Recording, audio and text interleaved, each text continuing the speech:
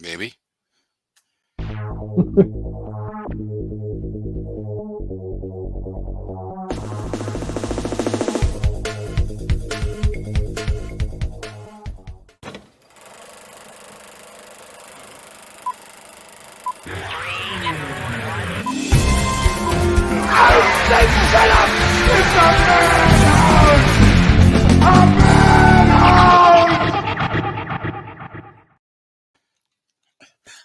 Hi, welcome to the Movie Madhouse. I'm Jason, I'm James. and I just opened my pop at the last second. I was hoping it wasn't going to explode on me. Yeah, we're Robless. He's apparently playing with the Barnstormers. I think he's center field. So good luck, Rob. Oh yeah. Honestly, Good luck. I don't know. I don't know what he's doing. I just know he does. I think he does stuff with their live stream, like a Commentating, maybe. field reporter or commentator. Yeah, I'm not quite sure exactly, but yeah. So he's out there watching the baseball. So yeah, here we are. Finally, we're gonna get this topic that we've both been sitting on for quite a while. What we've dubbed the movies that are stuck in our heads. So now this was really your idea. So what's your concept for this? Because we probably have a slightly different perspective on it. Yeah, and that's totally cool. I had been thinking about this one for a while because I was going to do another video for my YouTube channel, and I was trying to think up something, and I came up with movies that I either can't stop thinking about or stuck in my head, because there's certain movies that they either don't have, like, not ones that end on a cliffhanger, but they don't have a definitive ending, and you're like, okay, what happened after this? And we never Okay, found out who the killer was. We never found out this, and okay. sometimes, So your idea is the movies that left you wanting more. yes, Okay. yeah, that's one way to put it. Or like ones that you keep going back and you keep watching, and you look up YouTube videos and you look up Wikipedia for explanations and stuff, because you can't get it out of your head. You need answers. Mm. Okay. See, I went a kind of different route with it. These are the movies for me. The movies I'll be bringing up are the movies that if there's any slight reference to it, or where even remotely that this movie would come up in conversation, I'm talking about it. I'm heralding it to people. I'm quoting it possibly depending on the movie. These are Yeah, that kind of movie. That's what I've based my list on. The ones that are stuck in my and head, that they pop up all the time. yeah, and that works as well, because I could get someone mentioning something from a movie, and I'm like, oh, have you seen this? Can you tell me what this means? Oh, hello, Hello? hello, Oh, hi. hello, I can hear you. hello, hello. Can you hear me? Hello. Hello. Okay. Yeah. Oh, yeah, for some reason, my internet glitched for a second. Okay, we're back. We're good. We're good. Ticker's still going. I can hear you. You can hear me. We're good. Yes, sir. Okay. All right. Sorry, you were saying, Uh, or you just finished the movies that these are the ones you want more of, or something along those lines. They keep you thinking. yeah, yeah. All right. Well, give us an example. Give us your I don't know if you have them in a top 10 or just 10 of them, but give us one. Give us your first one. I have 10 of them. They don't necessarily need to be in a particular order, because I've been shuffling these around for like the past 2 months, and it's just they all have this in common. Hmm. So I will go with. Let me get the year. Let me get the correct year for this. The movie Revolver from 2005, and it's a Guy Ritchie film. Yeah, that's I think the only Guy Ritchie Statham flick that I don't think I've watched. And now I'm specifically referencing the original cut, which is very hard to find. Okay, I It's didn't know there was it's different it's cuts. there is because I saw me and my younger brother Jordy saw this before it officially got released on DVD and streaming, and it's his How did you do that? You preferred. know a guy who knows a guy? Like, you made the way Yeah, you said that made it yeah, sound kinda shifty. more or less. I know a Okay. guy who knows a guy,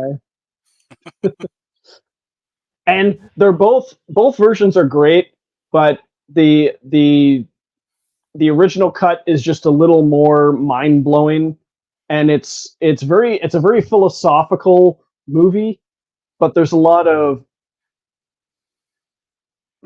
it's really hard to describe if you haven't seen it, but there's a lot of like uh, philosophical quotes uh, sprinkled into the movie, sort of as like chapter stops. Hmm. And Jason Statham's character has a special formula that he can apply to any game. It's like the only way to get better is to play a better opponent, kind of thing. Uh, Hmm.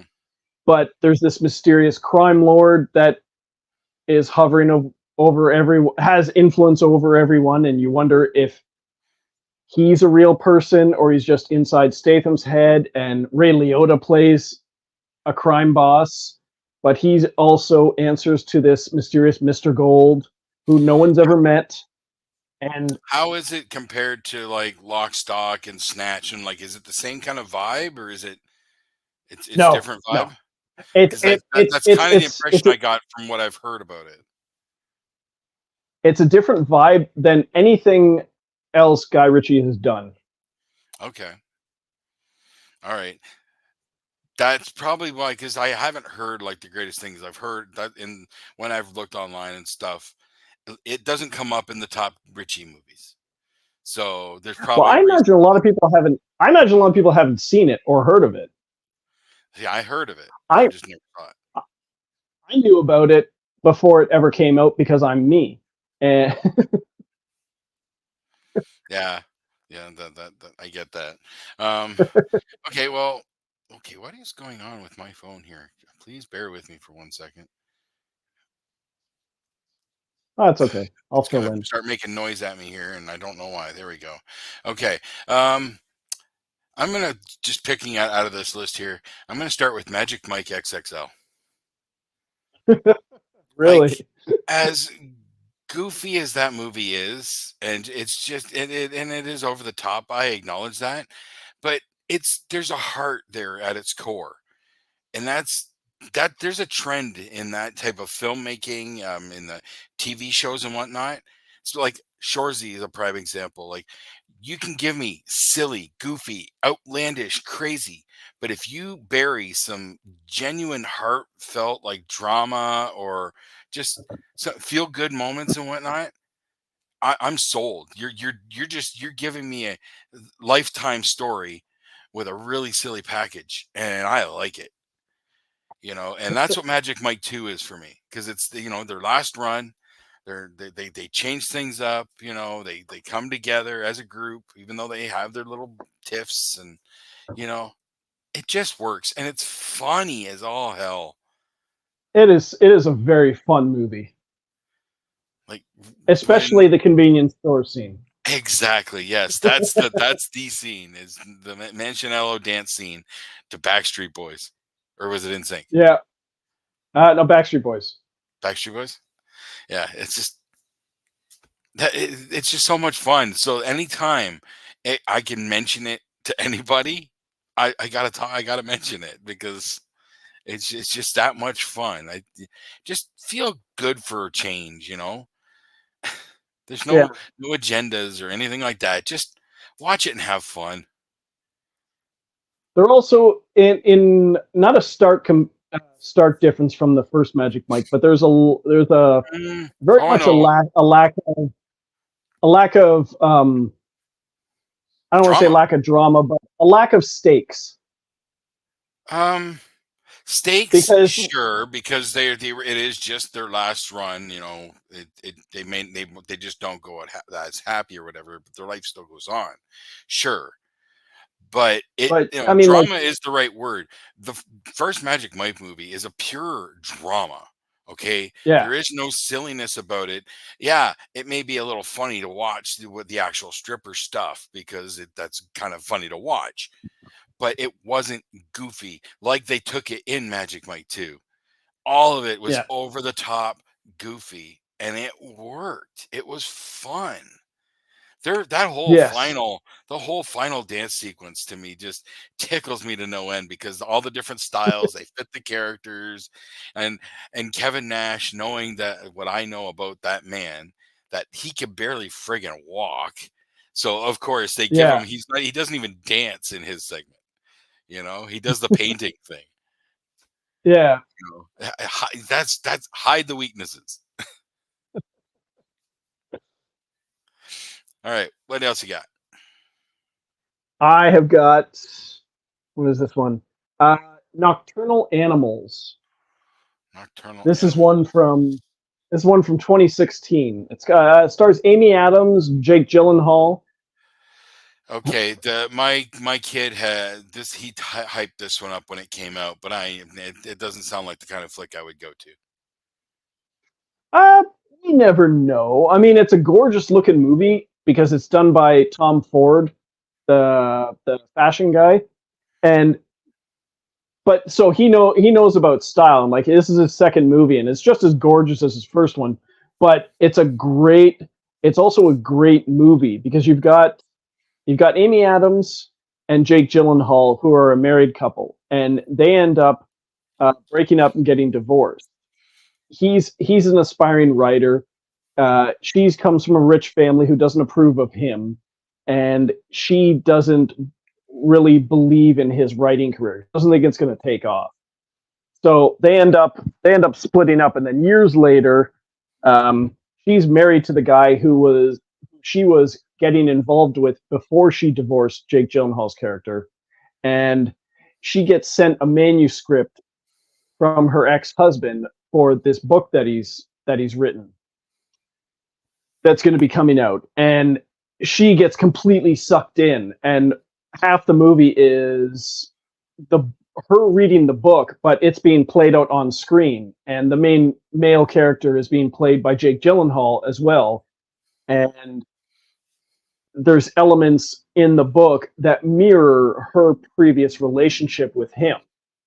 So you never see Jake Gyllenhaal's character in the present. You only see him in flashbacks.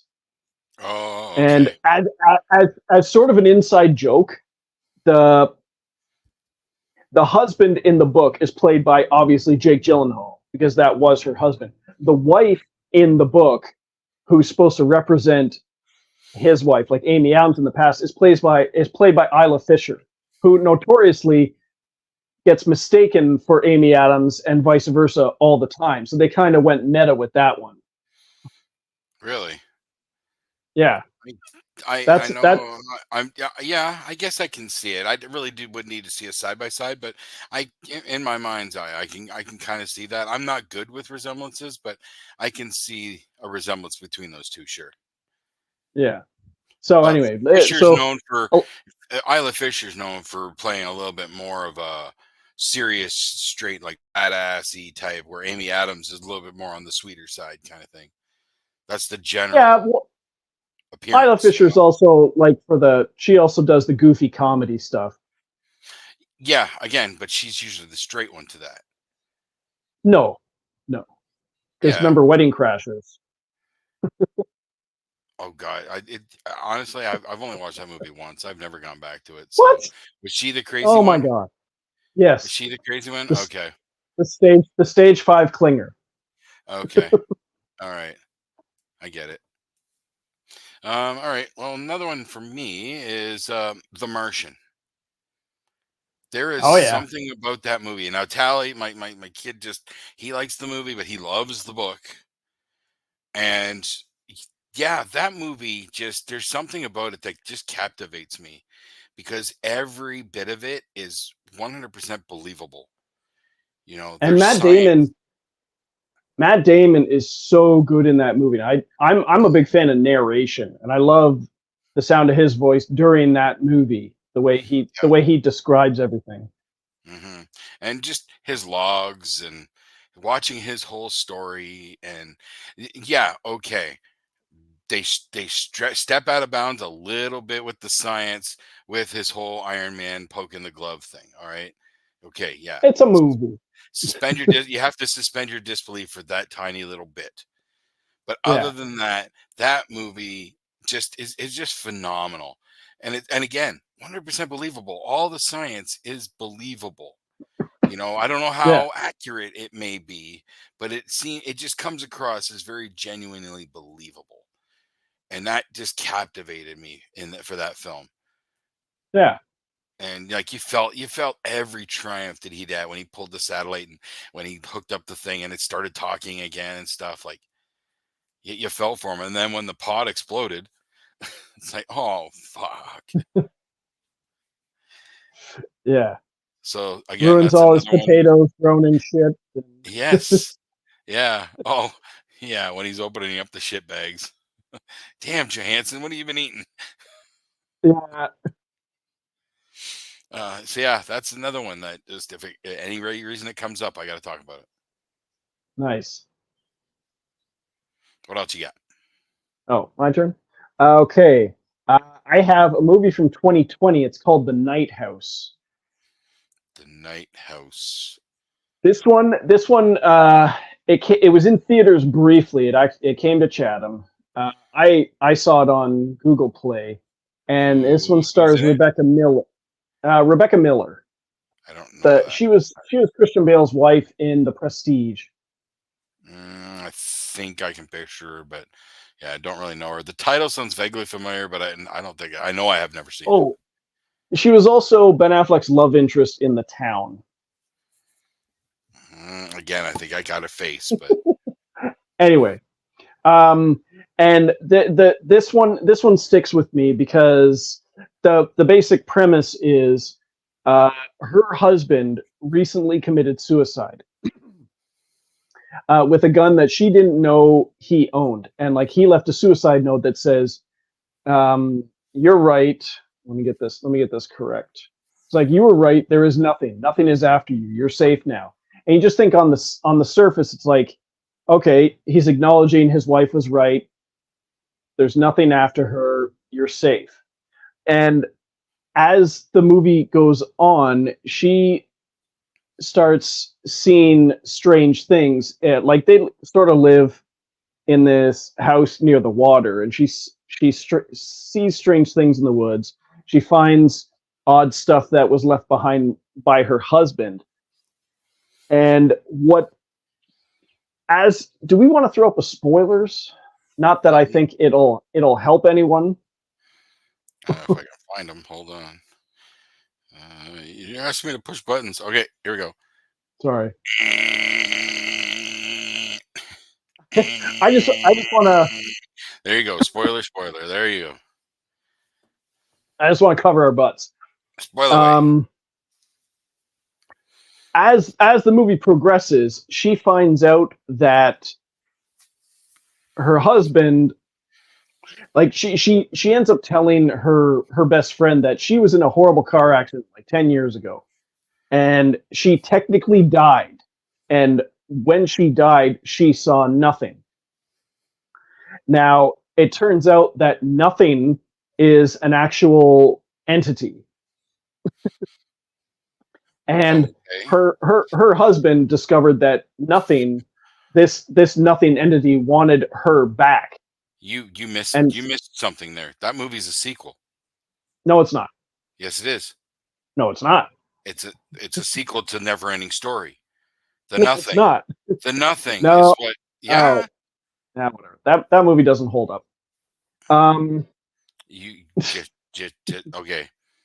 Yeah, see, You in this movie, the nothing is only going after one person, not trying to eat the whole world. well, maybe it's a prequel. Maybe it's a prequel. The early Nothing story. It's a story Anyway, about nothing, written by the people who brought you Seinfeld. as I was saying, her husband discovered that this entity wanted to take his wife. So what he did was he was researching how to trick and combat this demonic entity. And what he did was, in the woods, not too far from their house, he constructed a house that was the exact opposite of theirs. She ends up finding it, and like everything in there is identical to their house, but it's reversed. She finds this weird doll that's contorted in a weird position. She finds this book that explains what he was doing. And then she also finds under the floorboards a bunch of bodies of dead women, because what he did was he'd bring a woman back that looked a lot like his wife, and he'd murder her to trick the nothing into believing that his wife was now dead. And as it turns out, nothing clued into this trick, and you don't know exactly how it got to her husband, but he ended up killing himself. Now the entity's after her. So it sounds odd, but you watch it a couple times, you're just like, this is very strange, but it's very intriguing. All right. The Night House. The Night House. Okay. Yeah, I've not heard, don't think I've heard of that one. It wasn't in theaters very long. Okay. Okay. This one here, this is kind of a twofer, but you'll understand why. But I'm going with Tusk and Red State Fair because enough. the dark side of Kevin Smith is when you look at them compared to the rest of his catalog, those movies are nothing like them. Like nobody could look at Tusk or Red State outside of a few small references. No one would know that's a Kevin Smith movie. Okay, No. you would not tell, especially Red State. So Yeah. to see that out of them, but when you look at them on their core, they are incredibly original, very well put together. Like they tell solid stories. They're well acted. Like everything just it doesn't feel like totally out of bounds, if you will, or outlandish. It just they just work as really good films, and I think I personally believe those films are underrated just because they're Kevin Smith films. Oh yeah. Red State's underrated. It's far from my favorite of his movies, but only because of you get used to the kind of movie he makes, and when it's such a major departure, like Hmm. I will give credit where credit's due in that the monologue that John Goodman gives to the I guess to the FBI at the end of the movie is one of the best in any movie I've ever seen, where he's talking about the dogs his parents owned when he was growing up or whatever, Right? and it's unbelievable. Yeah, like are totally underrated. And Tusk, as you know, I guess you'd call it a body horror. Body horror. It's that movie is disturbing. Right, right. And so it holds up. Like when you watch it, it everything plays. Yes, okay. Johnny Depp, kind of goofy, sure. Okay, but it worked with everything else in that film. Nothing looked, nothing looked cheap. Nothing really looked No, fake outside of okay the walrus costume. But when you think about it was made from human flesh and all that, like okay, and it's a person making a walrus costume, hmm and he doesn't work for like K&B special effects. no, no. So I come on, give them some props a little bit. They need some love. They need proper love in their respective genres. Yeah. Because Red State to me that the first kill, you know, where they got him wrapped up on when he's up Oh on the yeah. pole. That to me is one of the most terrifying things I've ever seen in a movie. That is pretty shocking. Yeah. Yeah. Okay. What you got? Oh, what do I have next? It is. Oop, I forgot to. It is. Come on, come on, come on, come on, come on. It is the movie Us, the Jordan Peele film from. Okay. Yeah, I watched it once. I don't know if I just didn't quite get it. It didn't affect me like Get Out did. I see now. I thought it affected me way more than Get Out because I thought Get Out was just like uh, it was just a rip on the Stepford Wives to me. I I don't know. It worked. Get Out had me quite literally on the edge of my seat. That See, the only thing that sticks out to me for Get Out was the TSA guy who was okay. hilarious. Yeah, yeah, yeah. Well, But yeah. The for comic us, relief usually does stand out. yeah, us, I thought was like I watched the movie. I wanted a sequel. I wanted a prequel. I wanted to know everything about this because it was so intriguing. Where you get these, even when they throw up the text at the beginning of the movie saying like there's so many thousands of miles of tunnels under the U.S. with no known purpose. No one knows why they're there, and you find out in the movie that the at the waterfront, the beachfront, there was a secret passage down there, and all these people that were just clones tethered or attached to the people living up here. No reason why, no explanation why. They were monitored by scientists, then they were abandoned, and then because we put the spoiler up there, anyone who hasn't seen this by now, what was it, 2019?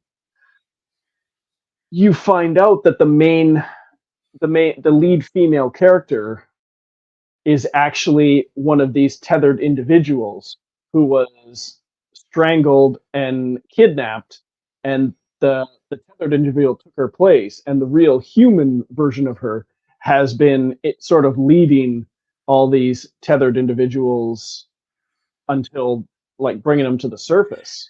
See, And I think all that was kind of lost on me. I don't think I fully understood. I missed something when I watched it. I'm because I didn't really understand who they were and why they'd all of a sudden were doing this. Like I didn't get it at all. I thought it was another kind of upside down kind of situation. You're making it sound like it was a secret government experiment or something. yeah, because you do see flashbacks of scientists working with them, trying to teach them like human emotion or human actions and stuff. And you see somebody walking along the beach, uh, and then somebody or riding a roller coaster, and you see like a group of the tethered individuals underground doing the motions of being on a roller coaster because they're attached, they're connected to the people up above some way, but they don't know exactly how to act like a human. Yeah, see, I don't understand it. So that one just didn't work for me. And they did That's do cool. haven't they done something like a spinoff or something?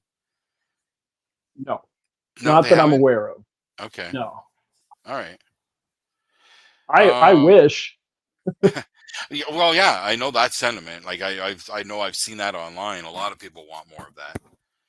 So like it has its audience. Just that one just didn't work for me. No, fair enough. Um so now I'm going back. Now this one here, this gets into the movies that like shaped my childhood and like have stuck with me a large portion of my life. This one's Yeah. for 1986, Crossroads, the blues guitar movie with Ralph Macchio. Oh, making a deal with the devil kind of thing. Yeah. Yes, yeah, going down to the crossroads. He he finds the old blues singer, and he convinces him to break him out of the retirement home and take him back down to the crossroads. That movie, I'm telling you, it just works for me. Now, if you watch it now, yes, it's very dated. It's very 86. But Yeah. take it as a period piece. That's what you have to do when you watch a movie like that. Can take them as period pieces now. God damn, it's a great snapshot. Ralph Macchio underrated in his performance in that. That Jamie Gertz shows up, and yeah, she was one I had a bit of a crush on back then.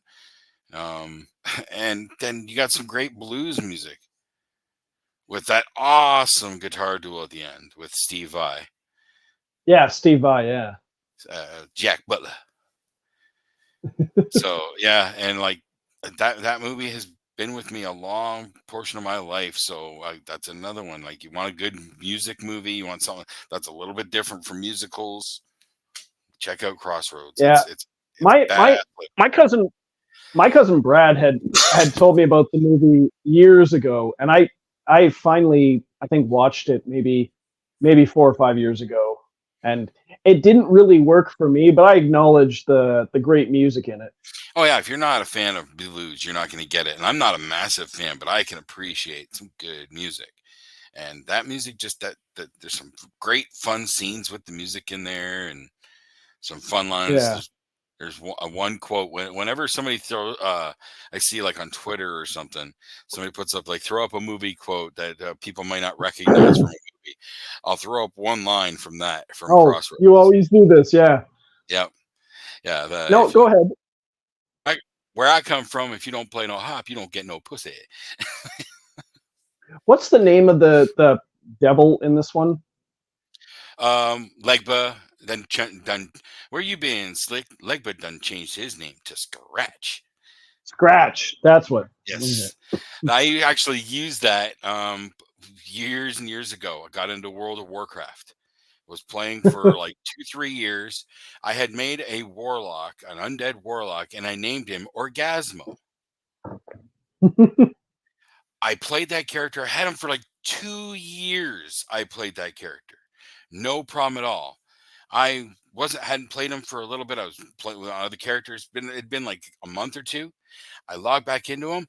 Somebody reported the name as offensive, and I had to rename him. Really? So surprisingly, nobody had ever named a character Scratch. So I renamed I can see Orgasmo that. to Scratch. And a few times somebody would ask, why'd you rename him? I said, well, didn't you hear, Slick? He done changed his name to Scratch. And only one person ever caught that quote. Nice. So yeah, you want a fun blues guitar flick? Check out Crossroads from '86 with Rob Macchio. He's not just a karate kid. He can play some decent guitar too. Yeah. Although he is doing another Karate Kid because they're doing a movie. And the final season, yeah. A movie that's going to finish the Cobra Kai, the whole entire saga, and they're crossing over with Jackie Chan. I heard about that, yeah. Jackie Chan is supposed to be appearing in the movie. I don't know how I feel about that. I'll feel better about it. One, I need to catch up on Cobra Kai because I think I'm like a season or two behind. And I've only seen the first 2 seasons, so yeah, same here. And Jaden Smith better not be anywhere near it. I don't think he acts anymore. But... If Jaden Smith is going to be in it, I don't know if I'll be able to even attempt to watch it because I can't stand that kid. His After Earth just totally destroyed watching him, which makes me sad because Pursuit of Happiness is such a good flick. But see, that's the weird thing. I still haven't seen Pursuit of Happiness. I loved After Earth. The one I actually didn't mind him in that movie. I found him really annoying in Day the Earth Stood Still. Oh, is that the one with Keanu Reeves? Yeah, he was the little kid in that. I never watched. You're not missing much. But After Earth, oh my god, that movie was horrible. Horrible. It looked horrible. Their acting, both of them, their acting was horrible. I enjoyed it quite a bit. I'm not surprised. All right. Sorry, you. What do you got? Okay. I have a movie from 2007. It's called Dog Days of Summer. And it stars Will Patton. No, you wouldn't recognize anybody else in the movie. The main guy you'd recognize is Will Patton. You know, he was Chick from Armageddon. He was Atlee Jackson from Gone in 60 Seconds. Yeah. I know both those characters well. Yes. And this is just a movie I came across in a used store. And it's like, well, it sounded interesting. And it's essentially the story of two young boys who it's a coming of age film. And it's mostly about two young boys. And the movie starts with one of the boys who's all grown up coming back to his hometown that's soon to be, and this is a plot device that's been used several times. It's about to be flooded because everything's been bought out and they're going to flood the town and turn it into a reservoir or something. I don't know. And he flashes back to when he was a kid and him and his best friend. And this mysterious stranger comes to town named Eli Cottonmouth. And it's played by Will Patton, and people from the town start crowding around. He's like, "Do you guys want to see a trick?" And he's got this little flea circus and stuff. And he tells them that you guys have a very very charming little town, and somehow he cons them into hiring him to, Build a monorail. Simpsons did it first. well, not a monorail, but a model of their town, and to celebrate the, it's not a bicentennial, it's a bi something something something centennial. It's some like 250-year thing, I think. And it's very secret, very hush hush. He won't let anybody see it until he's done. And but the two little boys get sort of ingratiate themselves into his good graces, and he gets them to take his camera and take pictures all around town to help him make as accurate a model as possible. And as they're going around town and taking all these pictures, working for him, uh, there's there's sort of like this shady underside to the town. All this, not everything is all peaches and roses and stuff. Of course, There's a as all small towns are. Yes. there's a dark side to it, and what you find out at the end, everyone gets fed up, and they're like, we want to. They break into the office, and they want to see what he's been working on, and there's nothing there, and he's like, okay, screw it, deal's off. I'm not doing this anymore. And they're like, oh, wait, don't be so hasty. And so he's like, okay, I'll do it. I don't want nobody gets to ask about it, blah, blah, blah. Nobody gets to see anything until I'm done. And right towards the end of the movie, through a series of events, the little boy, his best friend dies, and the town is starting to fall apart because like he's been sort of sowing the seeds of chaos all over the town. He sort of in the middle of the night ducks out and flees town, and then they all charge the, I think he was working in the church or city hall or something, and they all charge into the office where he was working, and they find a very very accurate model of the town, but it's sort of like a twisted dark version that has elements of all the dirty secrets that the town has been hiding, like this person killed someone, this person has been committing adultery all their life, and this person, and it's you watch it and you're just like, was he just a normal guy? Was he a con artist, or was there something sinister about him? Was there something supernatural? And there's very little that I can find out about it. He may have just been a guy who was very smart and wanted to make this town unravel. Sort of like, did you ever see the movie Public Access? It was Bryan Singer's very very first film before he did Usual Suspects, No, no. and it's all about this mysterious stranger comes to town, starts up this PBS show saying, "What's wrong with insert the name of the town in the movie?" And he just sort of like picks at the threads of all these elements of the town, so that to turn everyone Hmm. against each other, and then Rumor up and mill. Like, disappears. Yeah, so it's sort of like that. hmm. So yeah, Dog Days of Summer. I feel like that's one I know I've seen on the shelf DVDs back when DVDs were on the shelf. I that's a title that I've seen up there, but no, never heard anything about it, so I never watched it. And I just grabbed it by chance, and I ended up really liking it. Yes, I do. I take random chances on Tubi and stuff, so you never know what you're going to find sometimes. Yeah, I wouldn't be surprised if it pops up there one day. Um, all right, 2009. I'm going with District 9 because, Nice. god damn, what they pulled off in that movie again for a sizably lower budget than you normally see for a film with its kind of visual quality and effects. Oh, absolutely. But also the story was like so different. Being a documentary, a mockumentary, if you will, Yeah. was so surprising. Then you get the effects. You get this really weird character of Vickers Villanova Sharlto Copley. Yeah, Like our yeah, first introduction to Sharlto Copley in the mainstream, I guess. First introduction to him, and I was in love instantly. So, yeah. um, God Say, damn, say and they won't give us a sequel. no. And I've only and what they pull the magic trick they pull off in this movie, I've only ever seen one other time, and it was Behind the Mask: The Rise of Leslie Vernon, another mockumentary. Well, that one about following a fledgling serial killer who's trying to get Yes, yeah, I've heard his of that one. career off the ground. And then this one, because each of the movie, one's a horror movie and this one's sci-fi.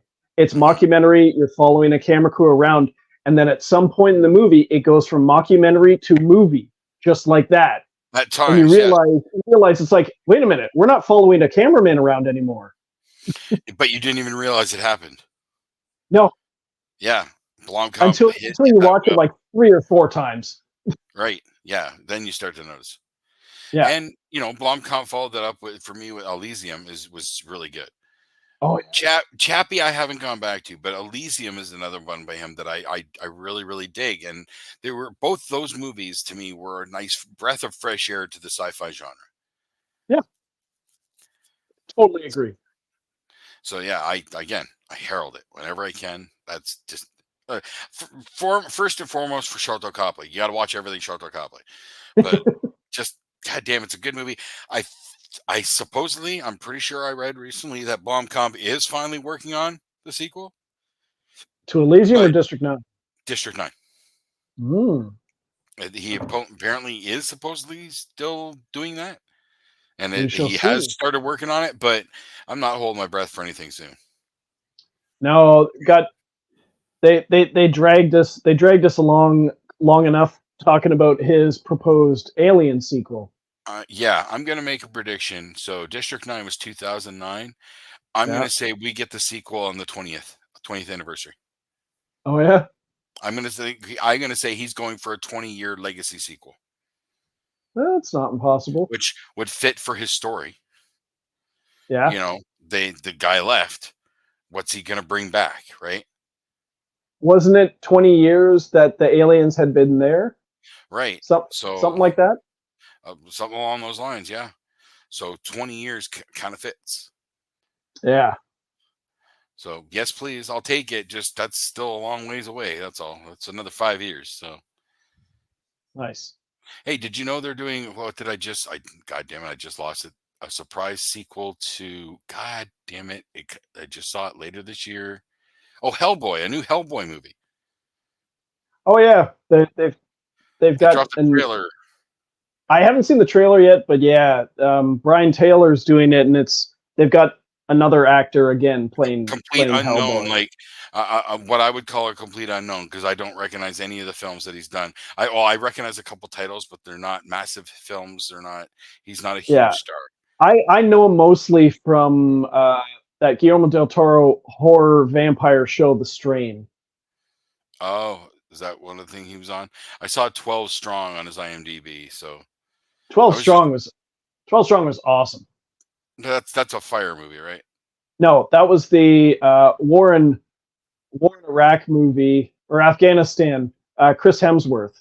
Okay, all right. I thought it was a fire movie, but yeah, I know the title vaguely, but never watched it. So, but I know he's the new Hellboy, and I was surprised to hear that. Yeah, that could be good. Yeah, yeah. You never know. I'll wait until I got to see the trailer first. So Yeah, it's set in the 50s in the Appalachian Mountains, taking on a witch coven. So it's a nice. period. It's a period piece being set in the 50s. So that gives them some room to play. I forgot the fact that it was a period piece. Yeah, that's what I saw today. Anyways, all right. Interesting. What else you got? My next one, it is a movie from 2006, another horror movie, and it's just coincidence that a lot of these are horror movies. Um, it's a film. I'm sure I've talked about it before, but anyway, it's called Crazy Eights. It was one of those After Dark Horror Fest films, and Crazy Eight. Crazy Eights, and you'd recognize Tracy Lords in it. You'd recognize Dina Myers from Starship Troopers and the Saw movies. And Amerigeddon. Which I haven't seen, but I have. it twice. Yeah, and it's It sort of still hurts. there's there's six friends who are drawn back together after uh, a mutual friend of all of theirs commit suicide, and he sent like a letter to each of them saying, "I'm going to do this, and you guys need to. These are my final wishes. You guys need to go to this location and dig up this time capsule that all of us together buried like 20, 30 years ago." All their secrets. Oh, kind of. And it essentially leads them to this big sort of plantation looking mansion, and they end up going inside and getting stuck inside, and down in the basement of this giant house is sort of this rundown, deserted, abandoned asylum hospital kind of thing, and they start finding evidence that they were there when they were younger, and the place is familiar to them, and for some reason they know where everything is, and but there's this supernatural um, ghost sort of that's picking them off one by one, because when they were there as kids they all decided to escape. There was eight of them, crazy eights, and one of them was a young girl who was smaller and weaker than everyone else. So they they hid her inside a trunk saying, "Okay, hide here, we're going to come back for you," and they never did. She ended up suffocating and dying, and it's her skeleton, her small child skeleton is inside the time capsule that they left there, and Oh damn. secrets That's come dark. out, but it's still, you wonder how none of them remember uh, growing up, and how they used to live here, and how they got from this hospital to them being adults.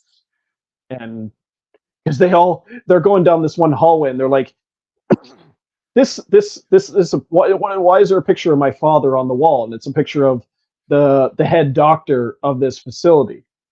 It's like, that's not your father, that's my dad.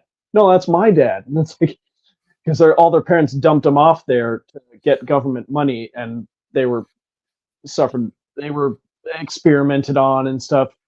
And let me But guess, it ends. They all have superpowers, and it you come to find out it was an X-Men origin story.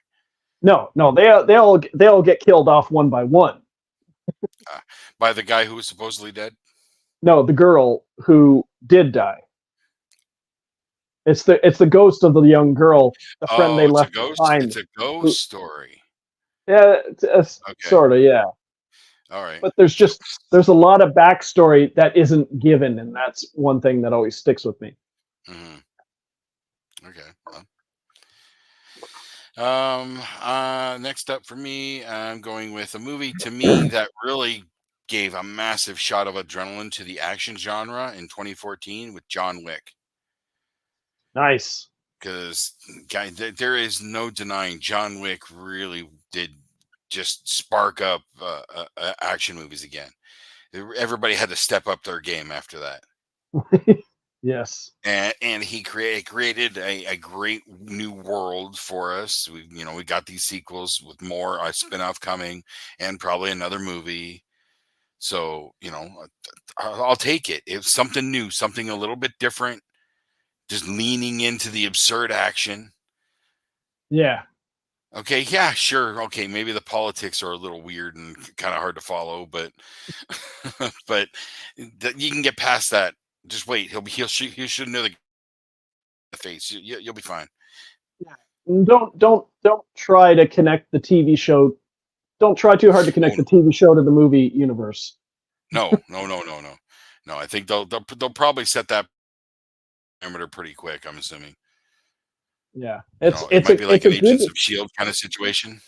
It's a good show, but it's I think they could have done a better job to try and connect it, or just not connect it at all. What, the Continental? Yeah. Oh no, the Continental was fine, being a prequel story and all. It was fine, and I don't think they did any major damage that couldn't be worked through just fine. There's Well, yeah, enough of a time jump, right? well, yeah, but you also get But Winston, who's not British anymore. You get well, yeah, but we got that ballerina coming, yeah, which is that a movie or a show? that's a movie. It's a movie. Yeah, so we got that coming, and that's in that universe. So I really want that. So yeah, when people say what's a good action flick or whatever, go to John Wick, man. That's Which what I'm. has a it's supposed to have a cameo by John Wick himself in there. Yeah, yeah. So that should set it somewhere in a mid time frame for him or prequel to everything. Who knows? And good to see Len Wiseman back in the director's chair finally. Recognize the name. I don't know if I. Total Recall. Oh, jeez. Total Oh, Recall. Total Recall. Live Free or Die Hard, but he started with the first two Underworld movies. okay. I was not a fan of the Underworld films. I don't even What? think I watched. I don't even know if I watched anything beyond the first one. Oh They didn't wow. work. It didn't work for me. Now, Live Free Die Hard, I do enjoy that flick. Yeah. That was a fun Die Hard flick. Yeah. I like the addition of Justin Long, and then hearing the full story of the Kevin Smith scene, how he Yeah. rewrote that and shit like that. You know that works. That's fun. Yeah. All right, what else you got?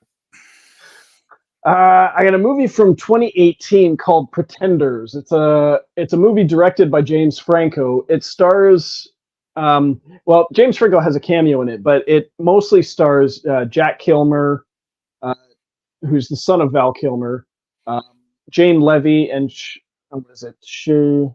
Shamik Moore. Shamik Moore. I recognize that name. He was in the movie Dope. Um, I think I can picture the guy. I recognize that name. I'm sure he's one I recognize. yeah, and you also have Juno Temple in there. Oh, But it's really? large. Yep. I love her Yeah, on Ted Lasso. So it's largely a love triangle movie because you have Jack Kilmer, who's an aspiring director. He's in film school. You have Shamik Moore, who's his best friend and roommate, who's a photographer, and they both meet Jane Levy, who's an actress, and she sort of works her way into both their lives, like getting involved with each of them at a certain amount of time for a certain amount of time at a certain period in their lives during school and after school. And then at one point, after she's sort of like not destroyed their lives, but she ends up and disappearing. And the one guy who's infatuated with her tracks her down. For time turns out she's from England. She's not even American.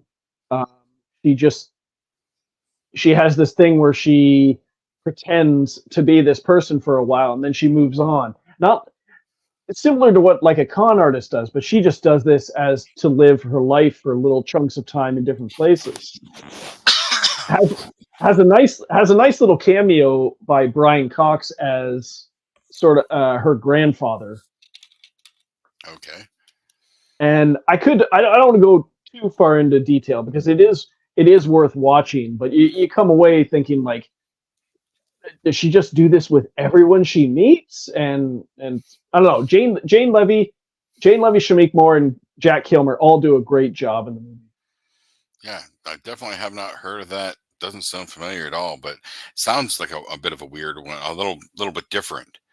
She gets away It's with this, like well, yeah, she like because she doesn't do anything illegal. She just like she it's sort of like somebody coming into your life and telling you this is my name and this is what I do, and then they just disappear, which is not an original idea. They've done this in movies and TV shows, and the person's just like, "What the hell? Why would you leave?" And he tracks her down, and you find out that's not their real name. That's not what they really do. That's not where they're from. Why'd you do this? Well, they just this is what they do. they used them, got what they wanted out of them, and off they go. Yeah, and you're left wondering, did this person was it all fake? Do they have any remorse? Hmm. And yeah, All right. Pretenders. Hey, Pretenders. okay. I was Uh, when I found it on Google Play because I was going through um, like all the films that James Franco had directed, and I found a few like this one, and there's another one called Zeroville, uh, Child of God. He's directed several movies, and the majority of them are that I've seen are good. And this just happened to be it was a very odd one. did you see that fake meat garbage that got floated around briefly last week with a supposed remake of Blues Brothers, No, written and directed by Dan Aykroyd, starring Seth Rogen and James Franco? I did not. That a poster or something got floated out there, and people for a brief second latched on thinking that it was happening. not And even April Fools. not even April Fools, but it just right off the bat hearing, okay, one, there's no way in hell Aykroyd would write or direct another Blues Brothers movie. Just no way. Oh. No way in hell. But Franco and Rogan, like Rogan cut ties with Franco once all his stuff happened. Yeah, they said they both said that they don't have any plans to work together, but I don't think it's as adversarial as they make I it out to honestly be. don't see. Have you even seen James Franco in public recently? Like, No, he did some interviews a few years ago saying like denying certain allegations, but copying to the fact that he didn't have the best judgment. Yes, he slept with students, but nothing that was like it was morally wrong, but not legally wrong. right, right, yeah, well, whatever. Dave is kind of passing him, so he did get nominated for an Oscar. Yeah. All right. For me, again, this is a bit of a twofer here. Technically, I guess a threefer. But when somebody are talking about a movie that just makes you feel good, it just makes Okay. you warm and fuzzy, and you just want to smile and feel good. There's three movies, two of which are they go together. Is the Exotic Marigold Hotel movies. Oh, I haven't seen those, but I've always heard good things. The best exotic marigold and then the second best exotic, like they're just cute, fun, make you feel good movies about these older people later in life trying. Some of them they're just trying to find fill their last days. They want something different. They go to India because it's so far different from home and all that stuff. They all have their different stories and dealing with their own issues, and but it just wraps up just nicely, and you can't help but smile and be happy about it. Nice. But then a little more recently, the movie that crushes all of that is Marcel the Shell with Shoes On. Oh, you've It mentioned was that before. nominated for animated feature, I believe, at the Oscars a couple of years ago. And it's such an odd, simple stop motion concept with this, again, a documentary aspect to it, because it started as a web series. And then when you hear the story behind it, how it was made by a couple that were going through their divorce, and that's a part of the story in the film, just this little character will just melt your heart. If you don't feel anything watching that movie, then you seriously need to see a therapist, because it's just a cute, beautiful movie. It'll just make you feel good for a little while. Shut your brain off, watch that movie, forget the world around you for a little while. You'll feel better about your life just for a few minutes. And those movies Nice. deliver that in spades. They just make you put a smile on your face, make you feel good on the inside. Yeah. Okay, what did you got? Okay. Should Okay. be just about, I've got I only got one more on my list, so I have three more. I think I went 10, 9, 8, 7, 6, 5, 4. Yeah, okay. well, I had a couple. I was bunching a couple together, so Oh, okay. So I've got The Little Things from 2021. the little This was the serial killer cop drama, cop mystery that had Rami Malek and Jared Leto and Denzel Washington. Oh, I did hear a little bit about this. Yeah, this one I this think one came out. one of my This one gaming came buddies out. mentioned it randomly. Yeah, this one came out. Unfortunately, it came out. I think it was after the second lockdown. Okay. So at the Yeah. theater, it was selling out because we could only have 10 or 11 people in the auditorium. So it is a far better movie than the recognition it got. Okay. Well, But it I only also know one person besides you that has seen it, I think. So, is a fantastic movie, and it does leave you with questions like who the actual killer is or was. There's tons okay. of videos with alternate theories on YouTube. Um, but So they really do leave it with no clear answer? yeah, Really?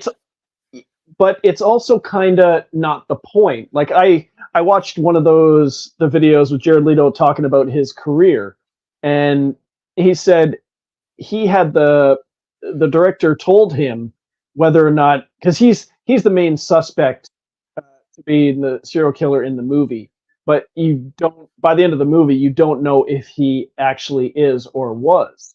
But he as an actor knew the answer to that question, but the director was basically saying, okay, fine, this is who you are or aren't, but it's not the point.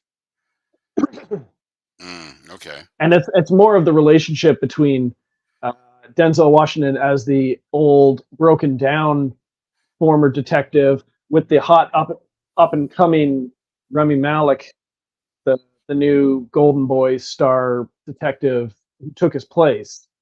So the mystery element, the killer aspect, whether it was kind of a side story? Not well, no, I mean it's the main it what drives the plot, but finding out who the actual killer was is not the point of the movie. Okay. Hmm. But I I I I you still I want just to again, know. I only know one person who saw it, and I know he was hyping it. He was hyping it pretty good, as I recall, but I never did get back to it. But again, during that era in COVID, things got lost so easily. Oh yeah.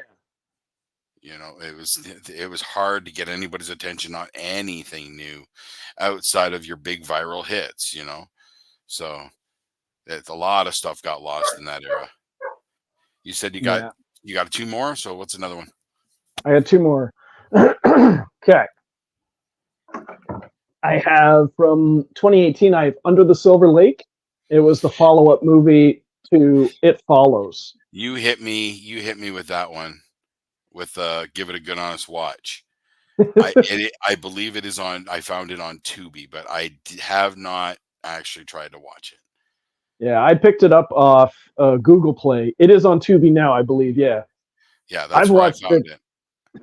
I've watched it at least 3 or 4 times, and it's just so weird.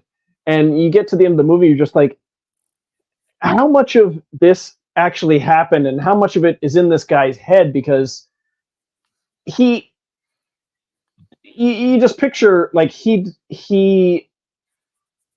wants to find this girl that he had a very brief interaction with, and she disappears, and he finds this band. I think it's like Jesus and uh, Jesus and Dracula's Brides or whatever. It's this band, and he picks out one song, and he heard somebody say that they had hidden codes inside music, and so he picks like every third letter from the song, and it becomes this message uh, telling him to go up to the observatory, touch this head or touch this name, and stand under. It's like touch Copernicus's head and stand under James Dean. And there's all these philosophers and scientists monuments there, and then there's also actors. So he touches the one, stands underneath James Dean's head, and sits there for a while. And this homeless guy, comes up dressed as he has like a crown on, and basically introduces himself as the Hobo King. takes him to this underground bunker, and where some people are going to be staying, what, because they think the world's going to end or whatever. Anyway, and before he leaves him, he tells him that um, like he doesn't like dogs, but he says if you ever see a coyote, uh, don't don't kill it, follow it. So at some point in the movie, he's standing outside on his balcony. He sees a coyote walking down the street. He follows the coyote all the way up to this house party in the Hollywood Hills. Goes in there. He's in his PJs. Ends up running into his ex-girlfriend of all people, and another girl who's the daughter of a guy who went missing.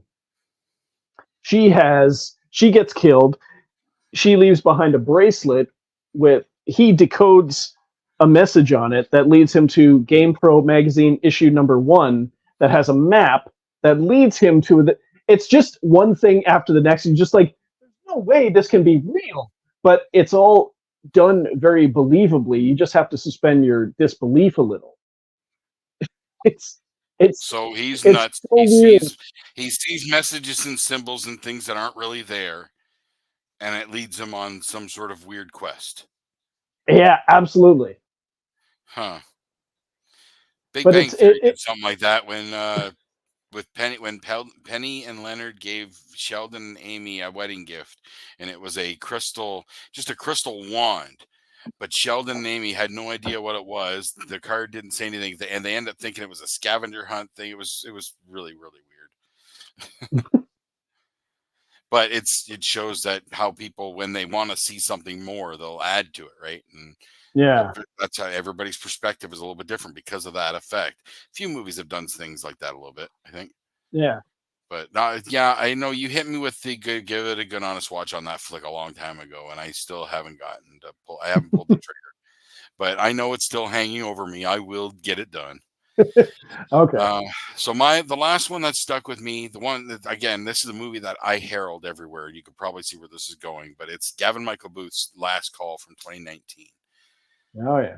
Like that movie, you roll your eyes some more. I don't care. That movie to me, it's amazing filmmaking for what they did with the one take, at two locations at the same time, simultaneous. Like that right there is an amazing feat of filmmaking to me. But then to deliver the performances in that story, what they did, I mean, it tears my friggin' heart out every time that I love that flick. And I feel like it's an important flick that everyone should see at some point.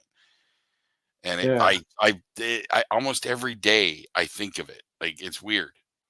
I don't know why, but it has. And every time I seen Gavin post anything, and if he mentions Last Call, like I share, I got a herald. I hear, like, they just had the screening in Windsor last week. Like, go! Everybody needs to see them. Yeah. It's just, if you to get me as emotionally invested in a film as much as that movie has, they're doing something right. So I got to share that with the world. Nice. And it's on Prime, I believe. Yeah. Oh yeah. I believe it. I think it's Prime. Nice. One of the I know it's on one of the major streaming services. I'm pretty sure it's Prime. I can't fault the technical, what's the word? Prowess or feat? Yes. It's an amazing technical feat, that movie. Mm-hmm. I would not agree with the performances. I didn't the guy who calls, I didn't enjoy his performance at all. I didn't find it very believable. Really? All right. Well, we'll agree to disagree on that one. Yeah. Because I was all in. Oh, fair enough. I give him props. A better performance in that than the only other thing I've seen him in, that Doritos commercial. Hey, who are you?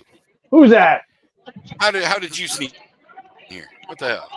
Okay, this sucks. I wanted to jump in and surprise you guys. I literally can't hear you. Aw. Oh, damn. So, all right, guys, have fun. Bye.